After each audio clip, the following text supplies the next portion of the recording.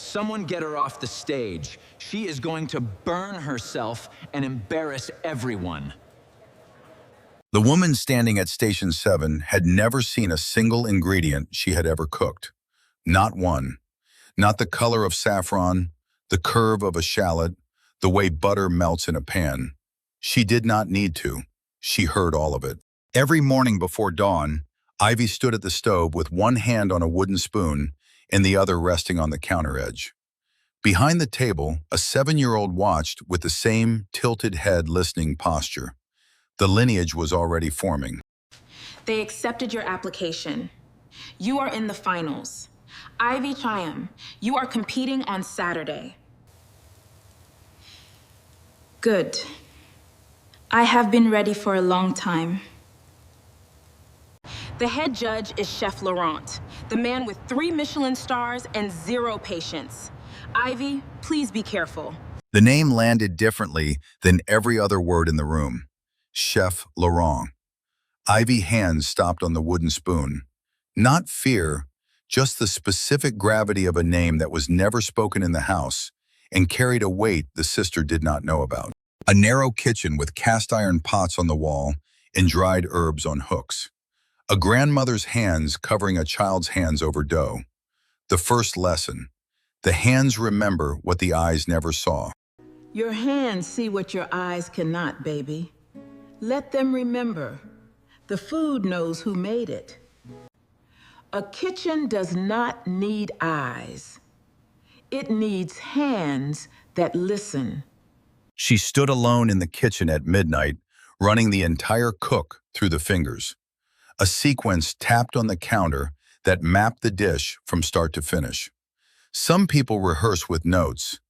Ivy rehearsed with her hands. The convention center lobby was enormous and echoing. Ivy walked through it with one hand extended forward and the other holding a rolled knife kit. She had never needed to see a building to know its shape. The echo told her everything. Backstage, the sounds of knives on cutting boards, burners clicking, oil hitting hot steel. Ivy head tilted toward each sound. She was mapping the room the way other people read a floor plan. By the time she reached Station 7, she knew where everything was. They let anyone in now? What is she gonna do? Taste the judges' scorecards? She unpacked the knife kit with the precision of a surgeon and laid each knife in a specific position on the steel counter. Every movement memorized, every tool in its place. The chaos Derek expected to see was nowhere in the room. Seriously, this is a professional competition, not a charity event. I have been cooking without sight for 28 years. You have been cooking with sight for maybe 10. We will see who finishes first. Derek's sneer wavered. The woman he dismissed had just answered in a voice that carried no anger and no hesitation. Some people defend themselves. Ivy simply stated facts. The facts did the rest. Priya paused mid-chop and watched from the neighboring station. She was about to witness something she would write about for the rest of her career. Chef Laurent walked through the backstage and stopped mid-stride at Station 7. The hands unclasped for one fraction of a second. The face cracked for less than that. Then both sealed shut. But the eyes stayed. He recognized the cheekbones first, then the chin, then the skin, then the hands, the same long, tapered fingers that belonged to a woman he left standing in a kitchen 28 years ago. The recognition did not arrive all at once. It arrived in pieces, and each piece weighed more than the last. She could not see him watching, but she could hear the absence of sound, the specific quality of a person standing very still and holding their breath. Something in the air had changed. Someone in the room was watching differently. Welcome to the National Culinary Grand Final. 8 competitors, 90 minutes, 1 dish. Judging begins at service. The clock began. Both hands flat on the steel for one breath. Then movement. Olive oil by shape, salt box by weight, herbs by scent. Every ingredient found by the 4 senses that remained. The 5th had never arrived. She had never needed it. The brunoise was perfect. Every cut identical, the fingers curled in the professional tuck, the blade guided by sound, the specific pitch that tells a practiced ear when the size is right. 200 people watched a woman cut without sight and do it faster than most of them could with both eyes open. The crowd shifted. The curiosity became awe. The concern became silence. And the silence became the kind of attention that arrives when a room full of people realizes they are watching something they will never forget. Your knife work is faster than mine. How do you judge the size without looking? The sound changes when the cut is right. The blade talks to you if you listen. Derek Knifework faltered. He kept glancing sideways toward Station 7, where the sound of precision was coming from a chef who could not see the blade. The irritation was no longer about mockery. It was about fear. The judges are going to take one look at that station and call it a safety hazard. Blindfold cooking is a party trick, not a career. She cooked by 5 channels. Sound told her the sear. Smell told her the reduction. Touch told her the texture. Heat told her the temperature. Taste told her the finish. Most chefs rely on one sense above all others: sight. Ivy had 4 that were sharper. Chef Laurent sat at the judges' table, watching Station 7. The raised eyebrow looked like critical assessment. It was not. It was the inability to look away from a daughter he abandoned, cooking the recipe he taught her mother before he left. She tasted the reduction, added salt by instinct, and smiled. The half-smile of a woman who knows the answer before the question is finished. The dish was correct. Her hands had told her so. My grandmother said a kitchen does not need eyes. It needs hands that listen. I have been listening for 28 years. The garnish, a single edible flower placed by touch at 2 o'clock. The plate was done. A perfectly seared piece of fish on creamed greens with an amber reduction in 1 flower. Made entirely without sight, and it was beautiful. Derek looked at the finished plate from Station 7 and felt the specific shock of a man who mocked the work and is now looking at something better than what sits on his own pass. The hand froze on his own plate. The buzzer sounded. 8 plates on 8 passes. The audience applauded, and at Station 7, a woman stood with both hands flat on the counter in the same position she had started. The beginning and the ending in the same stillness. Chef Laurent picked up the tasting spoon and walked toward Station 7. Each step was slower than the last. The mask worked harder with every foot of distance that closed. He looked at the plate, and the recognition had nothing to do with technique. The amber reduction, the creamed greens, the specific combination. This was his mother's recipe. Adapted, elevated, perfected by hands that learned through touch what his learned through sight. The spoon went in. The taste confirmed everything the eyes suspected. This was his recipe. This was his blood. This was the daughter he left standing in a kitchen 28 years ago, and she had just cooked the family proof. Judge Adele set the spoon down with both eyebrows rising. Judge Rowan gave the slow, approving nod. They exchanged a glance, the glance of 2 professionals who just tasted something extraordinary and are trying to find the words. Chef Laurent stood at Station 7 with tears on the face and the tasting spoon lowered and one hand gripping the station edge. The mask was gone. The imperious gaze was gone. What was left was a man standing 3 feet from a daughter who could hear the tears but never see them. You recognize the dish. That is my mother's recipe. Nobody outside the family has ever made it. I know. My grandmother taught it to me. She said you taught it to my mother before you left. The entire stage went quiet. 200 people, 8 stations, 3 judges. Every face turned toward Station 7, where a blind chef and a crying judge were standing 3 feet apart, and the truth was arriving in front of everyone. You are Ivy. Yes. And you are the man who walked out of the kitchen before I was old enough to remember his face. Not that it mattered. I would not have been able to see it anyway.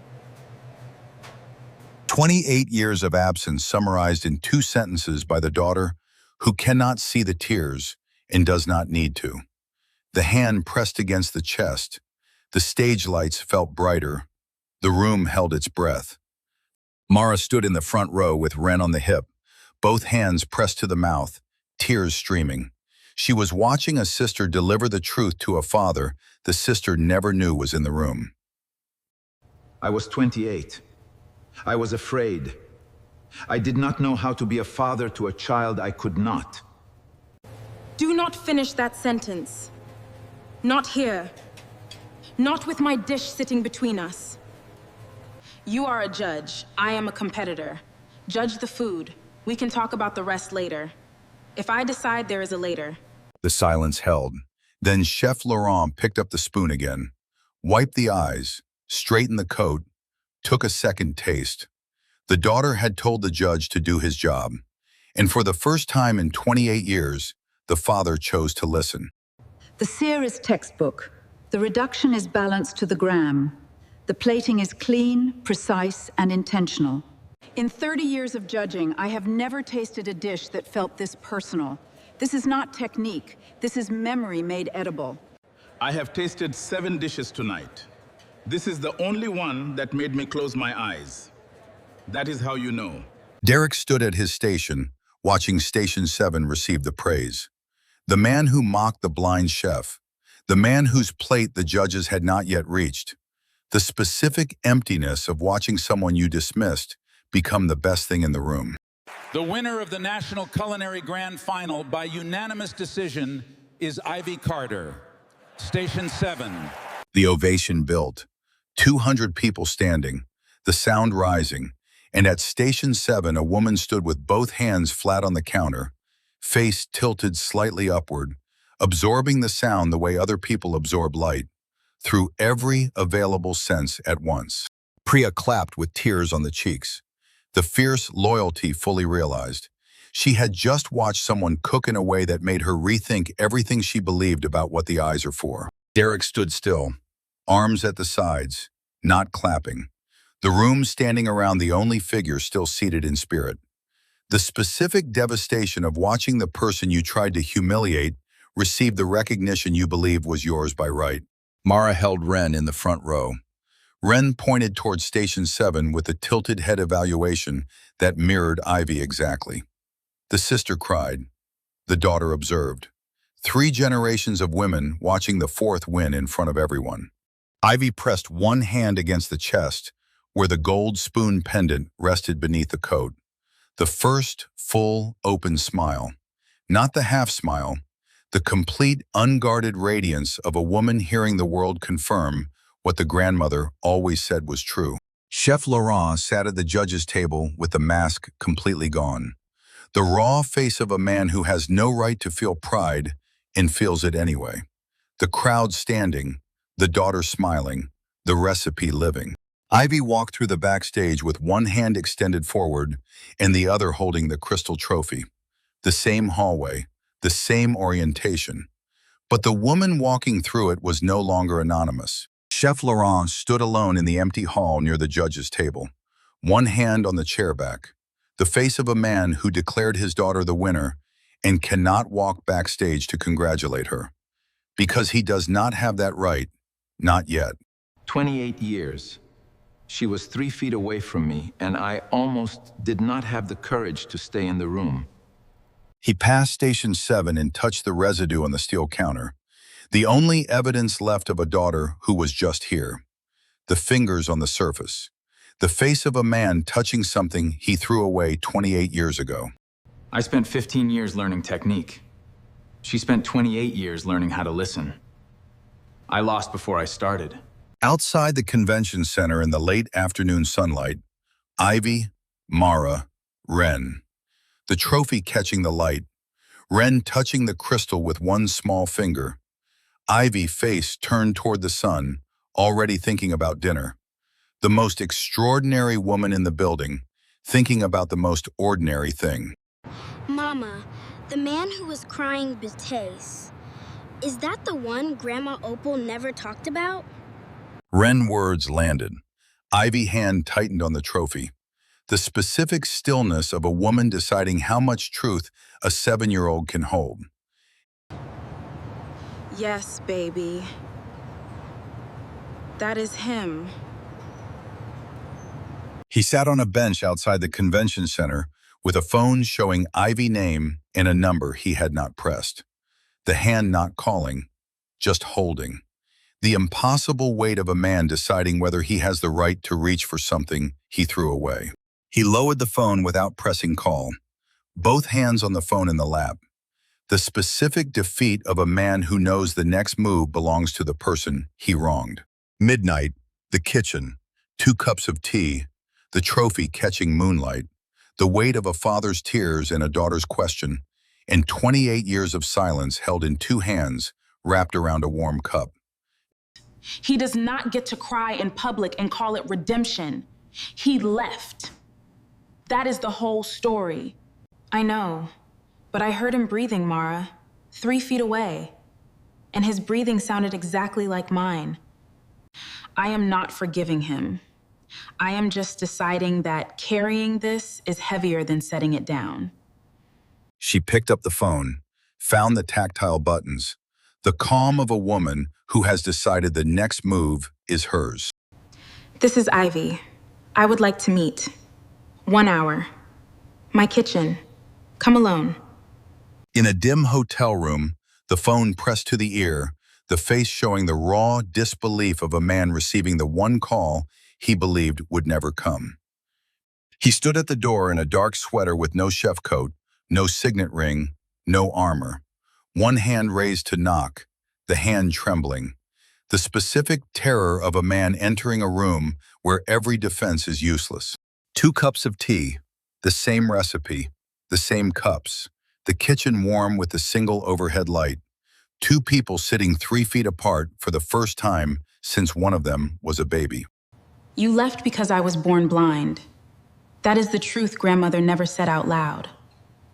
But I always knew. I was afraid. I told myself I could not raise a child and I could not ride. I could not teach what I knew without ride. You could not teach what you knew without eyes? I just won a national competition with your mother's recipe, without ever seeing a single ingredient. His head bowed, both hands flat on the table, the tears falling onto the surface. The complete surrender of a man whose excuse has just been answered by the proof standing in crystal on the counter behind. I am not going to forgive you tonight. Maybe not for a long time. But I will leave the door open. I do not deserve that.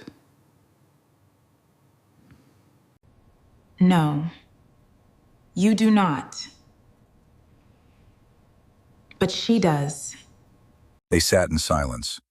2 cups of tea between them, the trophy on the counter, the kitchen warm, the silence holding something that is not forgiveness and not rejection, but the tentative space between.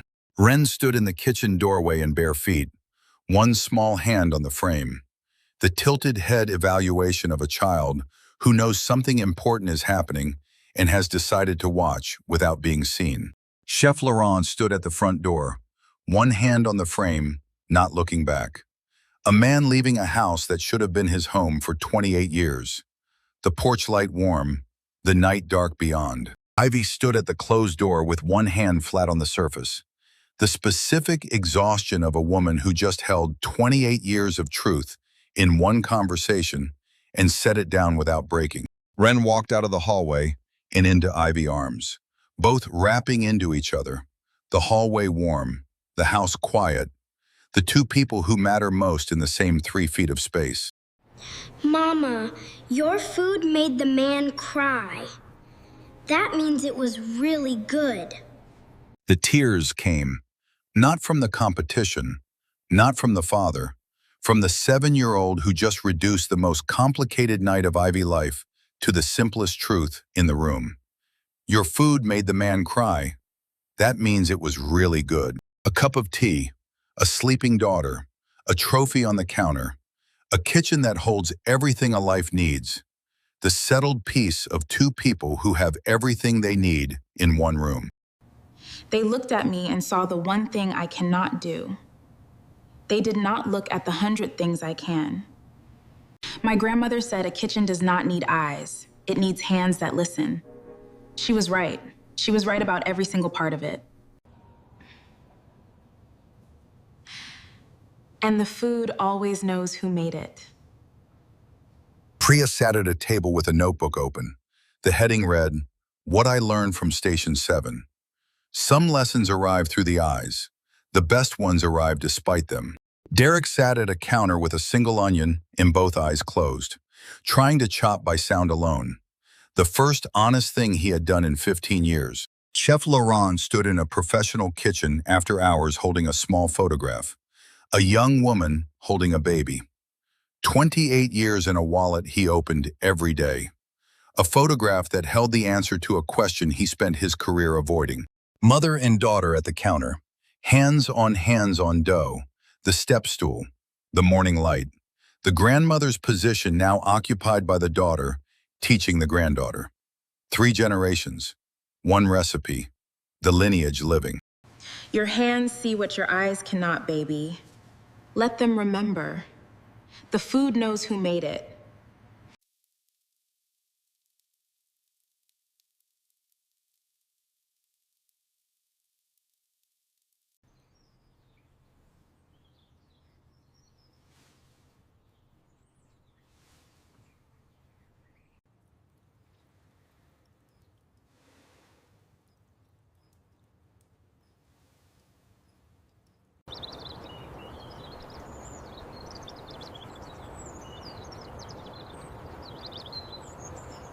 The kitchen doorway, framing 2 figures, and the morning light, and the dough, and the trophy.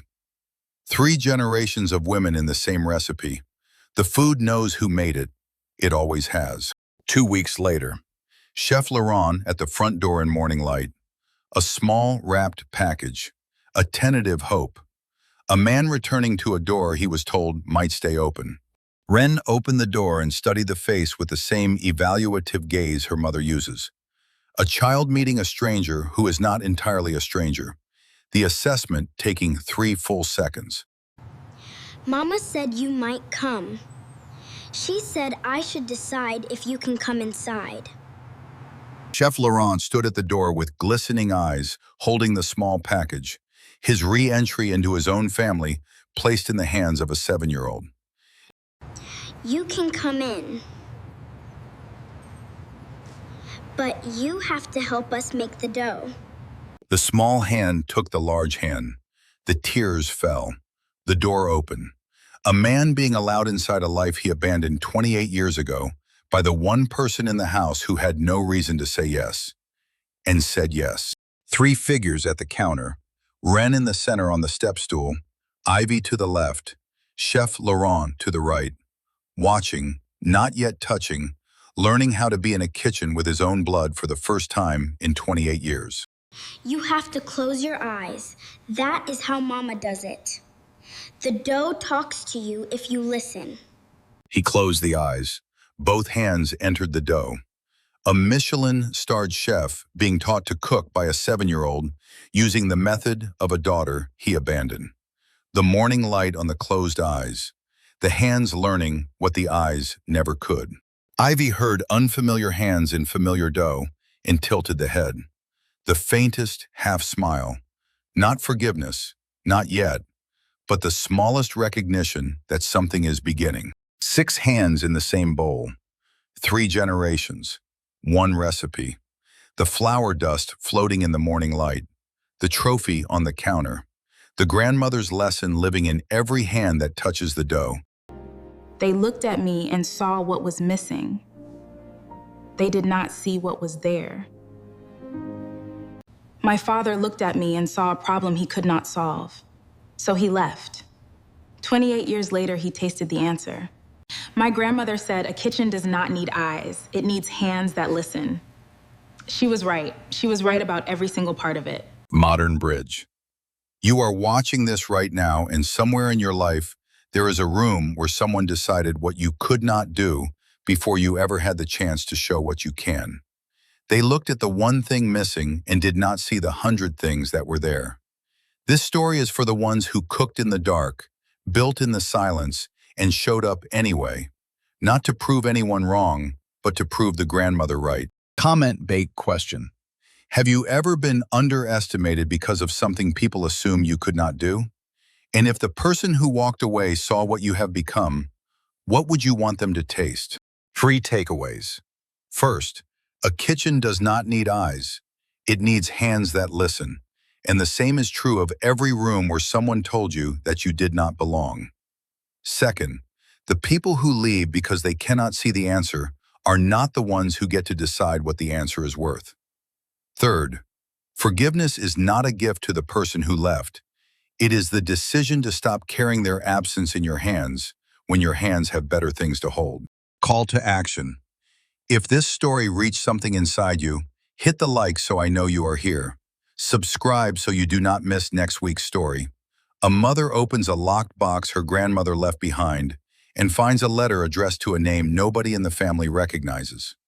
Drop a comment and tell me, do you believe the hands remember what the eyes never saw? Share this with the person in your life who builds in silence and has never once needed the world's permission to be extraordinary. I read every single comment. I will see you at the next one. A kitchen, morning light. 2 hands covering 2 smaller hands over dough. The grandmother's lesson carried forward through 3 generations of women who listen with everything they have. The food knows who made it. It always has. And the hands remember everything.